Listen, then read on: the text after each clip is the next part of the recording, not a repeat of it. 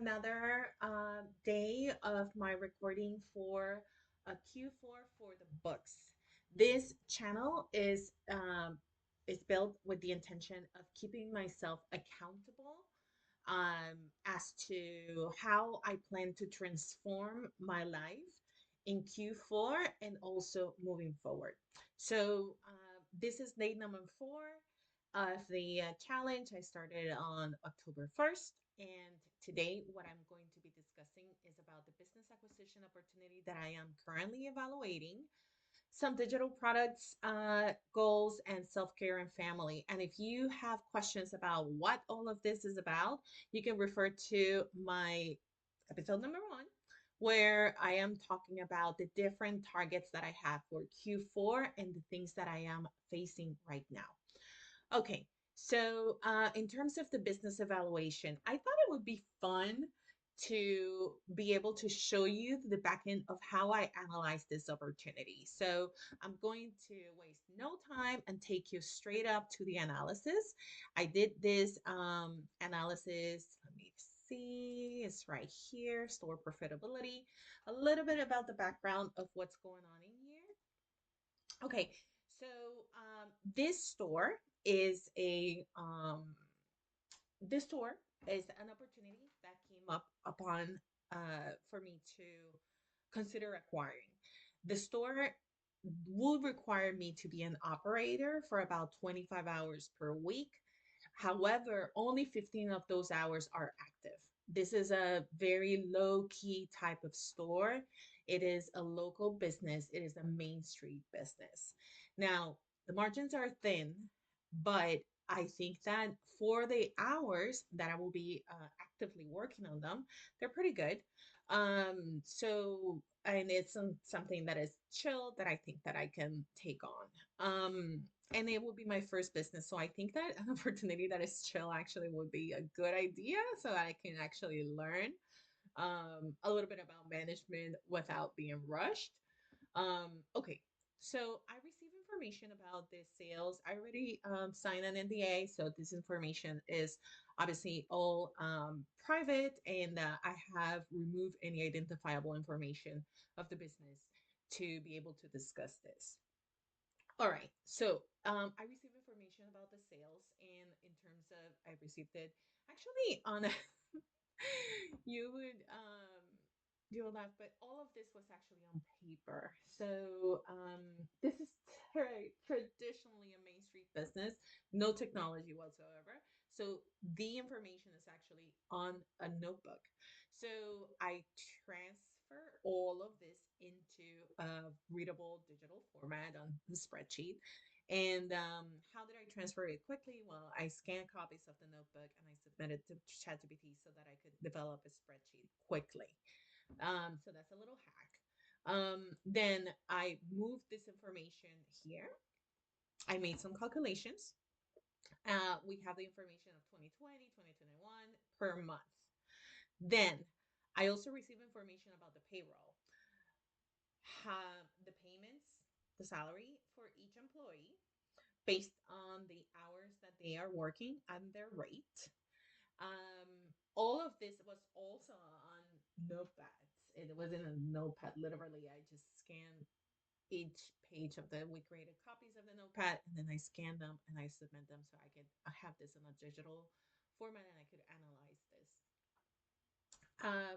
The owner pays herself a salary, but she doesn't have set hours. So I had to create an estimate of the hours based on the hours of operation of the business, which is open 7 days a week for about 7 hours. And these are, she hasn't worked too much in some of the months. So some of the hours are negative because she gave more hours to the other employees to work.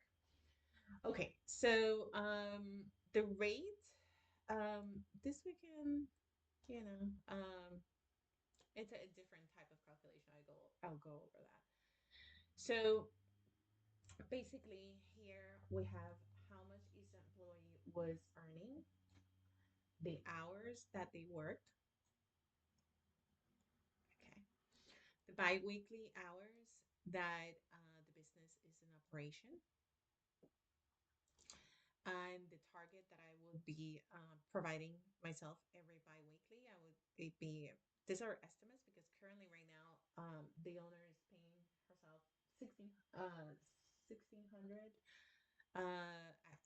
1600 every 2 weeks. I would be actually paying myself 2000.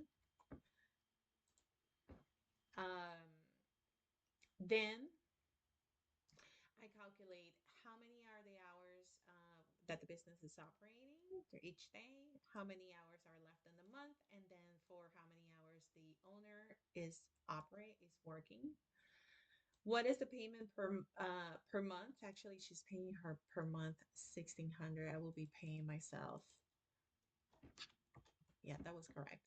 I will be paying myself 2000 per month as a salary for the 25 hours in the store, and 15 hours of those will be active. And what does that mean? What does that mean is that 15 hours we will be processing shipments, and I wouldn't be able to dedicate my attention to other revenue streams, such as my 9 to 5 or my agency or digital products or whatnot. Okay, so once I had all this calculation related to the payments per month, the hours, and how much is that expenditure, then I put all of that, I put, I generated some pivot tables so I could have some totals, and then I started placing that into a layout for analyzing the um the the picture of the business. Okay, here we got per year, per month. Okay. Um, Here, I'm getting a view of how much the business is generates per month and which are the more profitable months. Here, I'm starting to do a forecasting for 2025 and also making some projections because we don't have the data for October, November, or December. Here, what you'll notice is that I have included the sales per month for 2025. And I also have included the estimated expenses that I am counting, but even they may not have been materialized because some of these things the owner is not um, engaged in, but I will engage in. So it's more fair to say that this is a projection for 2026. Okay, using the numbers of 2025. Let's just go with that. Now, if I added the expenses of payroll, because even though the employees may change, the hours probably will be the same because I want to have less hours in the business. And actually, it probably payroll will increase because I will be trying to get in someone to do more hours for me. Um, and that will happen as I'm able to increase the online sales of the business. And the way that I'm planning on doing that is that I'm planning on hiring a VA, which is not an estimated cost right now, but I have inserted it as a projection for the analysis, so that the VA can manage the Shopify store and do some social media. Okay, then the inventory is costing about 3,000 per month. Some months it's going to cost more. So leading up to December, which is the holiday season, um, I should put here that the actual cost is going to increase.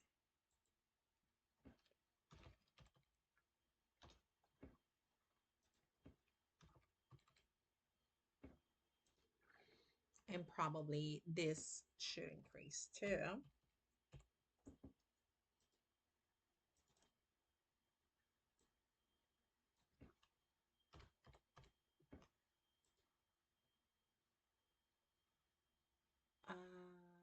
Sorry, those were the sales. It wasn't I didn't mean to change that part.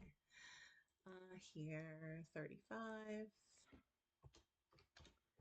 Okay, so I'm increasing the cost of inventory. All right. Then the payroll is what I meant that I needed to increase because I'm going to need more um, employees to take on the cost for.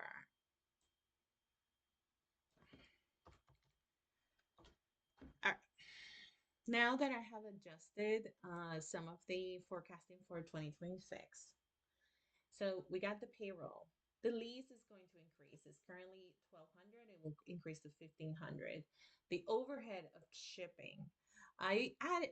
She didn't include overhead of shipping, but I do assume that there's going to be uh, expenses involved with shipping, and I'm going to put these higher. And in December, also, I'm going to add that. All right.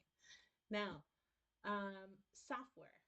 She doesn't have this software expenditure, but I would be adding a Shopify store and really making that investment. So I added 1,200 as a placeholder to be conservative and how much money I'm going to be spending on software.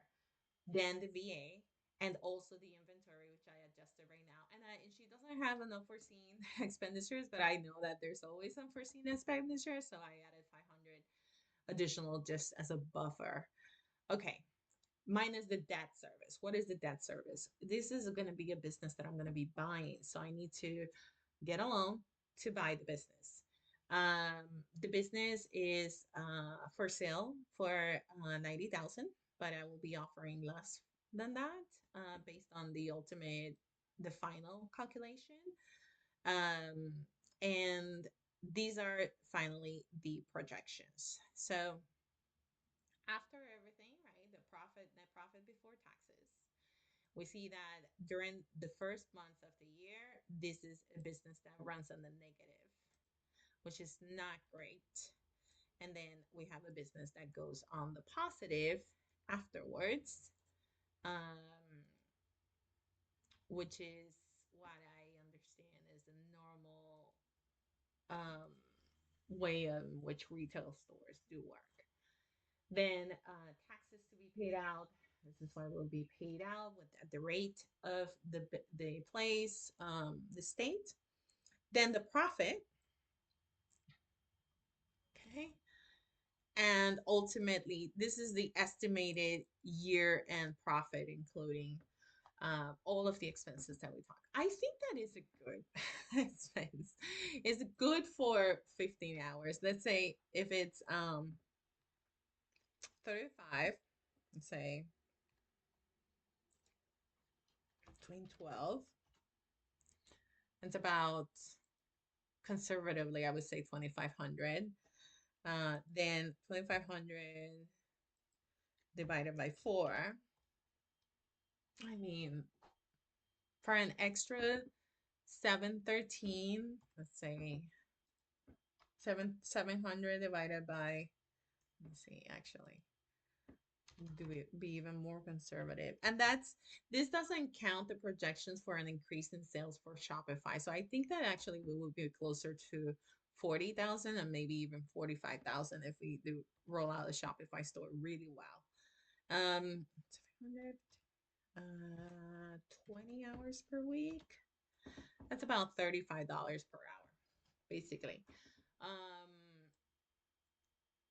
I think, and the ability also to deduct expenses. So I think it's a good opportunity, but I will need to think about it a little bit more. If any of you actually know business evaluation, then I would love to hear from you. I would love to hear what are your thoughts about this, if it's yay or nay, and maybe how much can I offer for the business. Okay, so I'm going to move on to the second item that I wanted to talk about. Then the digital products. Okay, I do want to build a digital product and sell online. And then I believe that having a store that is calm and chill, and I can dedicate time to building this second revenue stream while the time is quiet, it would be very useful and also an opportunity for the kids to learn business through the store, but I had through the digital product store. So anyway, I watched the course and it discussed niche selection, offer creation, VSL, and funnel creation.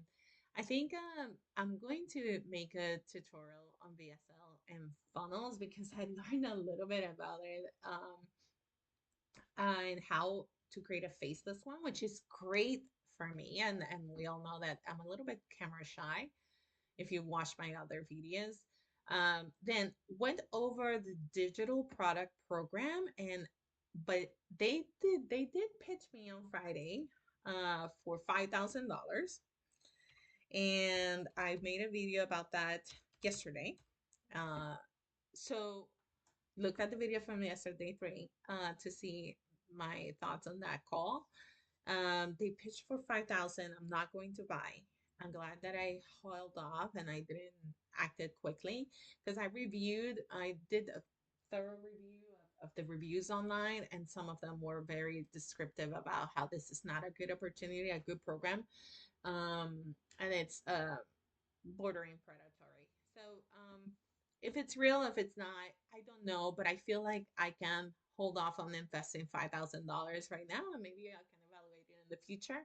But right now, I'm gonna hold off on that. Self-care. All right. So I went out with my neighbor. She's a woman who has a kid, and we never get to talk a lot, but we went out yesterday for the first time. We went out for dinner, and it was great. It was great to speak to another adult, which I don't have a lot of opportunities of making friends as an adult. Life gets so busy and complicated for parents that sometimes it's just difficult for adults to have friends. Or that's how I see it. If you resonate with that, let me know in the comments.